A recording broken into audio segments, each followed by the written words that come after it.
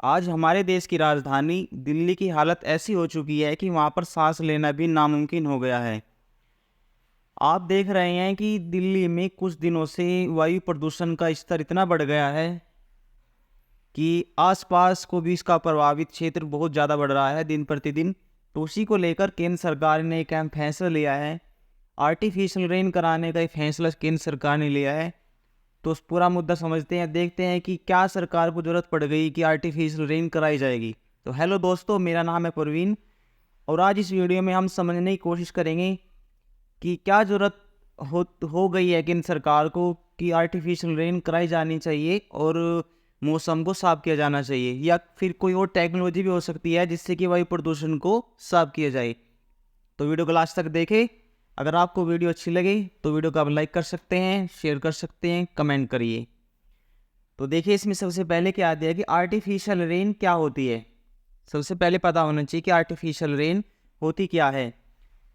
इसकी द्वारा आर्टिफिशियल तरीके से बारिश कराई जाती है। इसके लिए विमानों को बादलों के बीच गुजार कर उनसे silver iodide, dry ice, chloride छोड़े जाते हैं।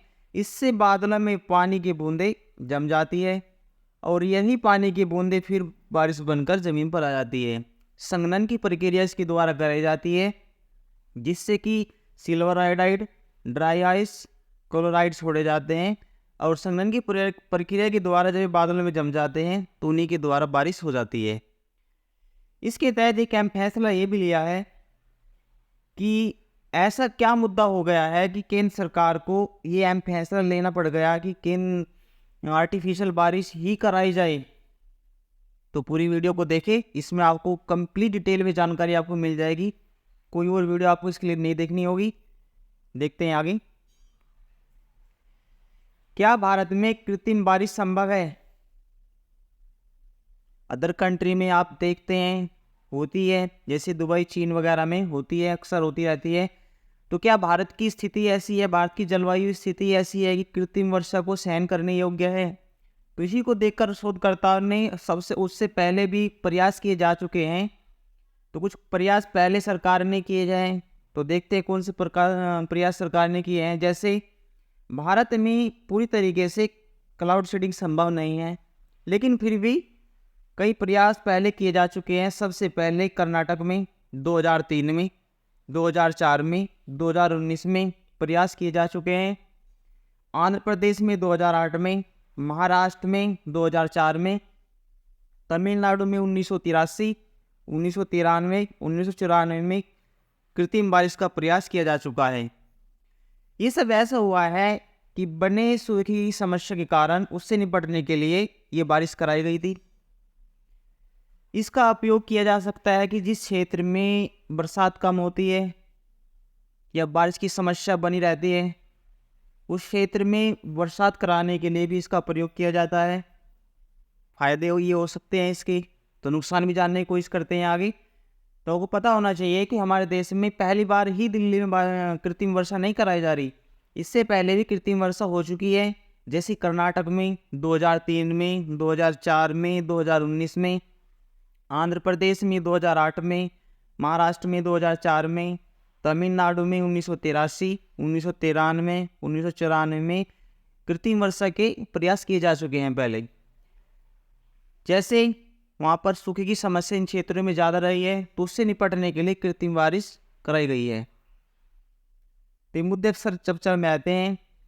अब देखते हैं कि दिल्ली में बारिश कराई जाने के लिए किस मुद्दे को लेकर ये बारिश कराई जा रही है। दिल्ली में बढ़ रहे वायु प्रदूषण को साफ करने के लिए 20 और 21 नवंबर 2023 को दिल्ली में पहली बार आर्टिफिशियल बारिश कराई जाएगी। इससे पहले कभी नहीं हुई दिल्ली में। इसके तहत जहाज़ों से बादलों में silver iodide, dry ice, chloride नामक केमिकल्स डालकर क्लाउड सीडिंग कराई जाएगी। क्लाउड सीडिंग हम उसको बोलते हैं जिस टेक्नोलॉजी के द्वारा ये बारिश कराई जाती है, उसी को क्लाउड सीडिंग कहा जाता है। फिर वही बारिश बादल के रूप में राजधानी की ज़मीन पर बरसेंगी और ये जिम्मेदारी ली है एक महत्वपूर्ण IIT संस्थान कानपुर ने जिम्मेदारी उठाई है। आपको पता होना चाहिए एग्ज़ाम की दृष्टि से भी और एक आम नागरिक के लिहाज से भी आपको पता होना चाहिए कि किन किन डेट को, और जब आपका आर्टिफिशियल रेन होती है तो उसमें कौन कौन से केमिकल आते हैं, क्या ज़मीन पे नुकसान भी हो सकते हैं, जीव जंतु पेड़ पौधे पशु पक्षियों को नुकसान भी हो सकते हैं क्या। देखते हैं पूरा मुद्दा। आर्टिफिशियल रेन से क्या क्या नुकसान हो सकते हैं। इससे पोषक तत्व, जमीन के पोषक तत्व प्रभावित हो सकते हैं। बारिश होने से मिट्टी में एल्युमिनियम की मात्रा बढ़ सकती है, जिससे जल प्रदूषण की समस्या बढ़ सकती है। जिस जलाशय होते हैं, नदी नाले, तो उनमें जल प्रदूषण की समस्या बढ़ सकती है। इस बारिश में सिल्वर आयोडाइड, ड्राइस का मतलब होता है CO2, कार्बन डाइऑक्साइड और क्लोरीन जैसे जब पदार्थ, केमिकल्स ज़मीन पर गिरेंगे तो पेड़ पौधे पशु पक्षी जानवर को अच्छी तरीके से प्रभावित कर सकते हैं, तो ये समस्या भी बनी रह सकती है। अब समझने की कोशिश करते हैं लास्ट में कि आर्टिफिशियल बारिश होती क्या है।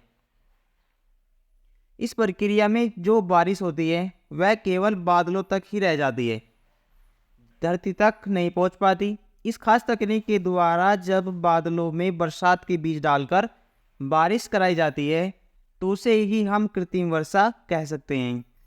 और इस प्रक्रिया में जो टेक्नोलॉजी उपयोग की जाती है उसे हम क्लाउड सीडिंग कहते हैं। और इसके लिए आपको ये बात जाननी चाहिए कि क्लाउड सीडिंग तभी संभव है जब आसमान में प्राकृतिक बादल उपलब्ध होते हैं, कि बादल उपलब्ध है लेकिन बारिश नहीं हो पा रही, तो उस सिचुएशन को देखकर क्लाउड सीडिंग कराई जा सकती है।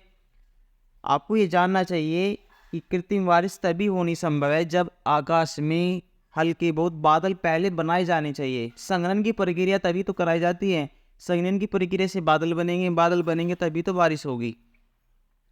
अगर आपको ये वीडियो अच्छी लगी तो इस वीडियो को ज़्यादा से ज़्यादा पहुँचाएं, शेयर करें, लाइक करें, कमेंट करें और इसी तरह की इन्फॉर्मेटिव वीडियो पाने के लिए हमारे चैनल को सब्सक्राइब करें।